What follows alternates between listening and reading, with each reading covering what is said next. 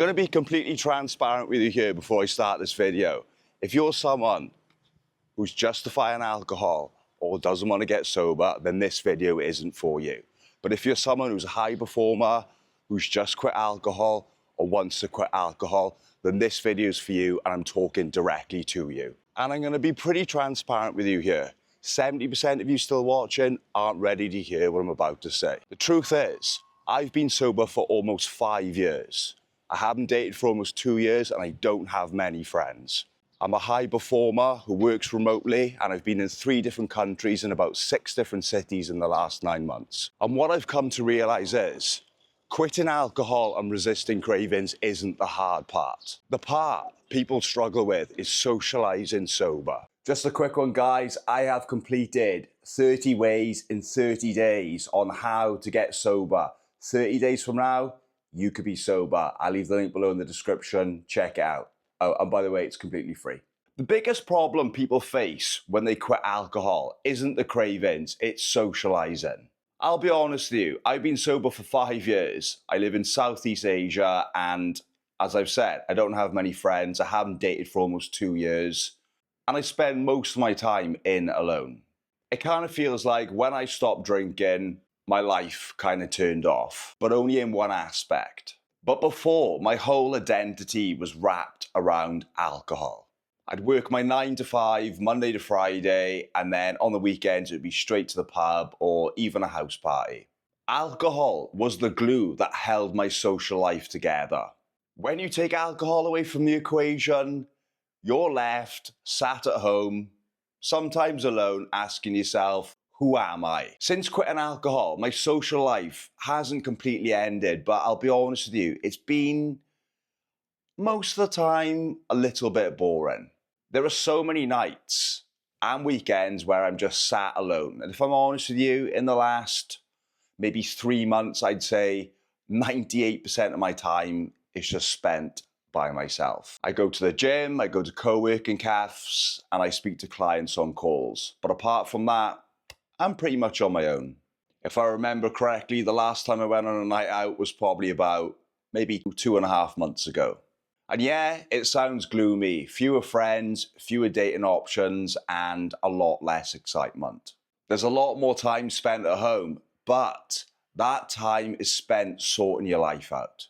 That's a sacrifice when you stop drinking alcohol. You start building something better. The journey is lonely, but it is part of the process. And here's the thing, just like quitting alcohol itself and resisting cravings, socializing sober is something that you have to continuously work on.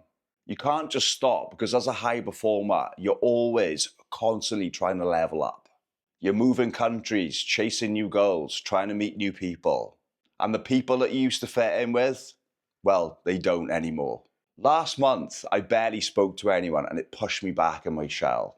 The first 1 or 2 conversations after that felt a little bit awkward, but after that, you start getting back into your flow. And that's what I noticed. Socializing sober is a skill, but it's a perishable one. And if you don't use it, you will lose it. The reality for men, if you're a man watching this now, you need to realize that the world does not care about you.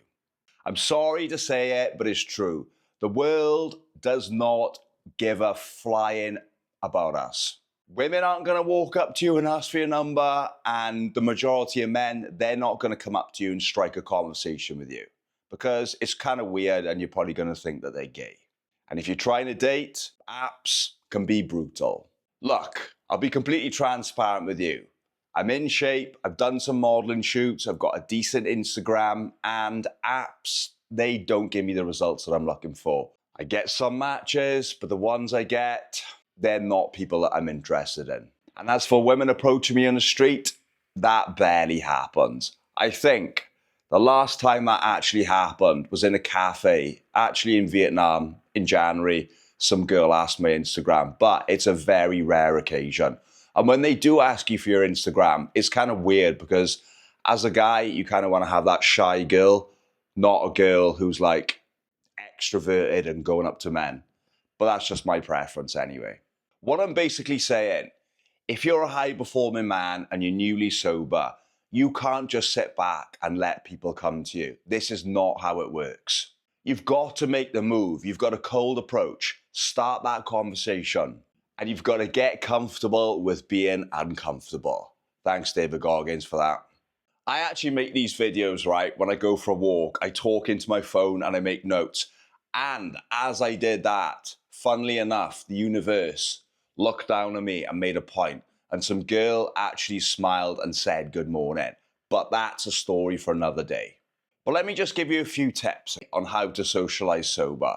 Try walking around without your phone in your hand. Try not having your AirPods in. Try not having your sunglasses on.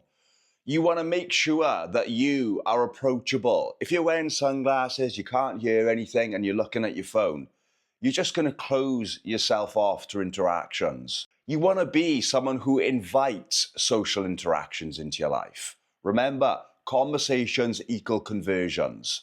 Back to the topic of approaching people. When I was in Thailand, first day I got to this place called Hoi Hin. I saw this girl and I thought, right, I'm going to go and cold approach. Walked up to her. The first thing I said was, do you speak English? And she turned around and I went, no. And I'll be honest, it hit me for six. And if you're a guy, you're going to have to expect to experience this. It's all part of the process. And what actually followed after this was me not approaching anyone for the next 3 months. And that is not the way to go. You need to be aware that you will get responses like this, and you just have to be prepared for it. So how do we overcome this whole socializing problem? Well, the solution is this. Number one, get out of the fucking house. Stop spending all your time in the house. If you're sitting here now and this is the 10th YouTube video you've watched, congratulations, you can turn it off. Go out of the house and start some conversations. It sounds so simple. To meet new people, you have to get outside. But yet, so many of us, we don't do this. And this is myself included. I'm going to give you an example here, okay? So I've been back in Vietnam for the last 4 weeks. The second day I was in Vietnam, I went to this co-working cafe. Usually Ben would sit on a single desk by himself, headphones in the corner, but there were no single desks available.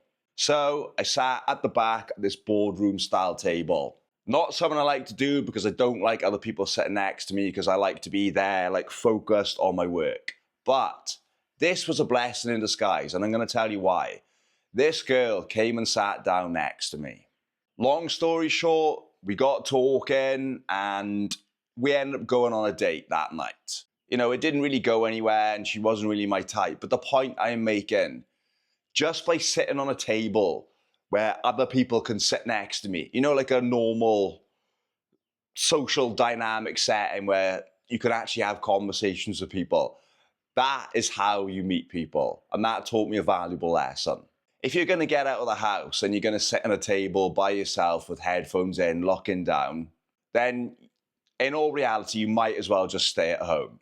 The good news is, if you keep putting yourself out there, whether that's trying to make new friends or approaching girls for dates, eventually it's going to pay off. As I said, conversations equal conversions. You will get positive responses, not from everyone, but you will get it from some. And the truth is, that is all you need to do to start building momentum. But think of it this way. The more you do it, the better you get. Then you get good at being social sober. And when you treat it like a skill and you practice it continuously, you will get better. Think of it like a business. Imagine you've got a business now and you've got all these clients and it's going well. But then you stop generating leads and clients fall off. Eventually, your business is going to die. It's the same as socializing. If you're not creating new connections in your social life, it's going to die. But when you do the reps and you stay consistent, you build a real social life. Not one built on alcohol, but one that actually aligns with the person that you're becoming. Sobriety can feel lonely, especially when you're building a high-performing life where 99% of people just don't understand. But what you need to remember is that loneliness is part of the journey. Push through it and keep putting yourself out there, because I promise you, if you keep doing this, you will come out the other end with people who are aligned with the person that you're becoming, not who you used to be. And if you're at that stage at the moment, don't panic because it's part of the process. But also, quitting alcohol can be very hard because we have this thing called cravings. And I always say, no craving, no problem. And you can watch a full video, how to stop them here.